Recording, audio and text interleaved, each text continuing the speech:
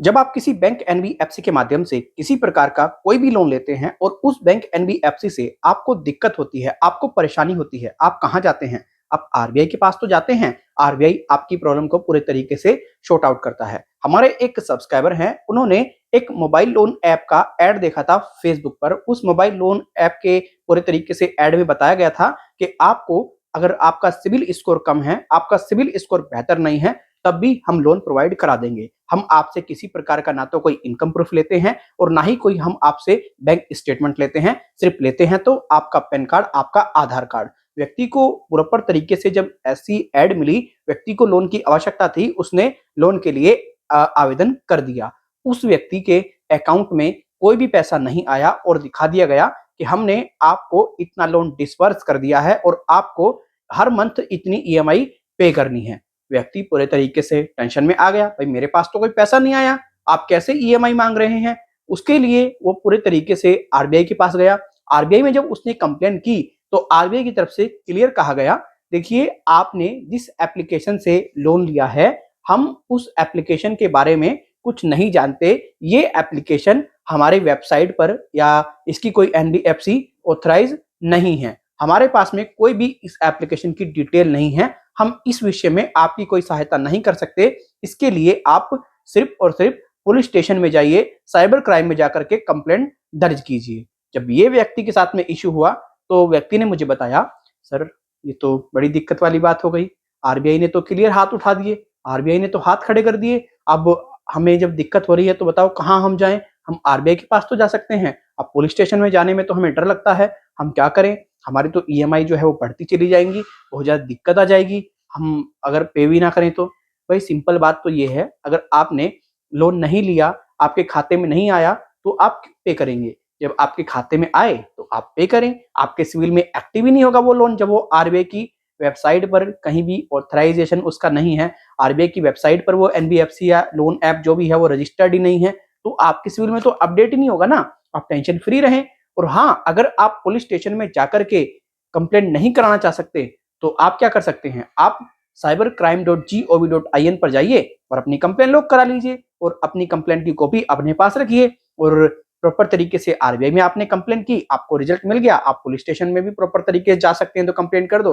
अनदरवाइज आप ऑनलाइन भी कंप्लेंट कर सकते हैं। जैसे आप ऑनलाइन कंप्लेंट करते हैं तो आपसे जो आईओ होता है प्रॉपर तरीके से इन्वेस्टिगेशन करता है, पूछताछ करता है क्या मैटर है, फिर आपको जो बेहतर सॉल्यूशन होता है उनकी तरफ से दे दिया जाता है।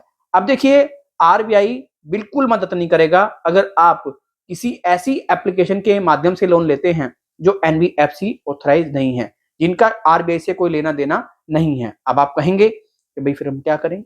साइबर क्राइम ही आपके पास में एक ऑप्शन है। और आपको मैं बता दूं क्लियर कट, देखिए जो ये फेसबुक पर ऐसी एड्स आपको दिखती है ना कि कम सिविल स्कोर पर आपको इतना लोन मिलेगा, आपको इतने सिविल स्कोर पर इतना लोन मिलेगा, ऐसी mobile loan app another country से भी ऑपरेट की जा रही हैं, राइट? अब आपने इन लोन एप्लीकेशन की बातों में आकर के इन पर आवेदन कर दिया और बाई चांस आपके फोन में आपकी प्राइवेट फोटोज हैं, आपका प्राइवेट डेटा है और वो पहुंच गया इनके पास, राइट? अब वो एप्लीकेशन तो विदेश से पूरे तरीके से ऑपरेट की जा रही है। अब उसने बाई चांस आपकी वीडियोस वायरल कर दी, प्राइवेट आपके फोटोज वायरल कर दिए, आप कहां जाओगे? आप किस पर जाकर के मतलब कंप्लेंट करोगे? आप किसको अपनी व्यथा सुनाओगे? आप क्या करोगे बताओ आप मुझे?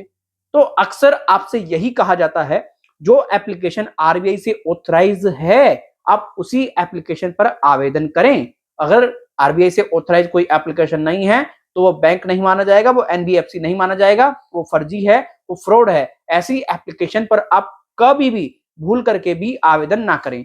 मेरे दोस्त, आप में से कई व्यक्ति ऐसे होंगे जो किसी ना किसी मोबाइल लोन एप्लीकेशन से जरूर लोन लिए होंगे और आप उसका भुगतान नहीं कर पा रहे होंगे। मैं समझ सकता हूं आपकी समस्या को, लेकिन आप भुगतान करने का प्रयास करें। और जो फर्जी लोन एप्लीकेशन से लोन ले चुके हैं उनको भुगतान करने की कोई जरूरत नहीं है। वो स्वस्थ रहें, टेंशन फ्री रहें, एकदम बेटर बेस्ट रहें। उनको किसी प्रकार की कोई भी टेंशन लेने की जरूरत नहीं है।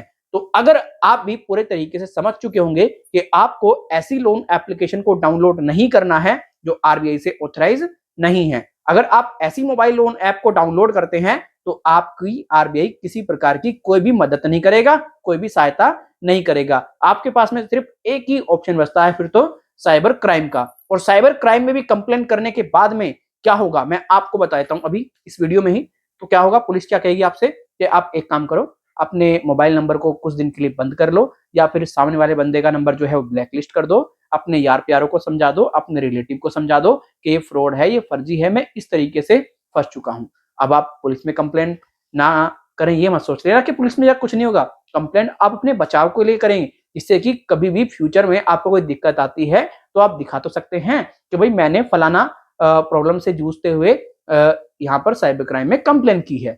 क्योंकि हम तो डिटेल में जानते हैं होता क्या है, क्या हो सकता है। इसीलिए ये वीडियो आपकी सुरक्षा के लिए है, आपके फायदे के लिए है। आपको स्पष्ट रूप से वार्निंग देना चाहता हूं इस वीडियो के माध्यम से, कभी भी फर्जी लोन एप्लीकेशन से लोन ना लें। अगर लोन ले लेते हैं तो आप बहुत बड़ी समस्या में फंस सकते हैं। तो आशा करता हूं इस वीडियो ने आपकी लाइफ में थोड़ी बहुत वैल्यू क्रिएट जरूर करी होगी। इस वीडियो से आपको थोड़ी बहुत हेल्प मिली होगी। अगर ये वीडियो आपको हेल्पफुल रही है तो आप इस वीडियो को लाइक करके जा सकते हैं।